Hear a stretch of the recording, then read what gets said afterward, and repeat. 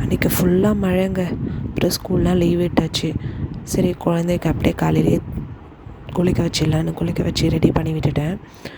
அப்புறம் நான் சொன்னேன் இல்லையா, இட்லி சட்னி அரைச்சேன்னு அந்த வீடியோ போட்டேன்ல, அதோட சம்பவம் தான் இந்த கண்டினியூஷனு.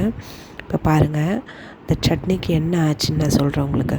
இங்கே பாருங்கள், ஒரு கிண்ணத்தில் அந்த சட்னி இருந்துச்சு இல்லையா, அந்த கிண்ணம் வந்து தண்ணி குண்டான் மேலே வச்சுருந்தேன்.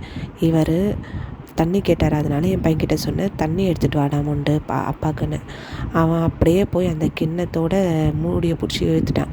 அந்த சட்னி கிண்ணம் வந்து தண்ணிக்கு உள்ளே விழுந்து அந்த தண்ணி ஃபுல்லாக சட்னி ஆகி ஒரே கலவையாக ஆயிடுச்சு. அதான் கரெக்டாக அவன் அந்த டம்ளரில் இருந்து மொண்டு வேற வச்சுருக்கான். வந்து பார்த்தான், என்னடா இவன் தண்ணியே கொண்டு வராமல் நின்றுட்டு இருக்கானேன்னு பார்த்தா இந்த சம்பவம் செஞ்சு நின்றுட்டு இருக்கான். அப்புறம் எனக்கு சட்னி இல்லாமல் கை கெட்டினது வாய் கெட்டாமல் போச்சு மாதிரி ஆயிடுச்சு. அப்புறம் அதை விட்டுட்டு அப்படியே வந்து மிஷினில் துணி போட்டேன். பார்த்தா தண்ணி வந்து மெலிசாக வந்துட்டு இருந்துச்சு. அப்புறம் பின்னாடி பார்த்தா ஃபில்டரில் ஃபுல்லாக டஸ்ட்டு எல்லாமே க்ளீன் பண்ணி விட்டுட்டு அப்புறம் தண்ணி பார்த்தா நல்லா அருவி மாதிரி கொட்டுதுங்க.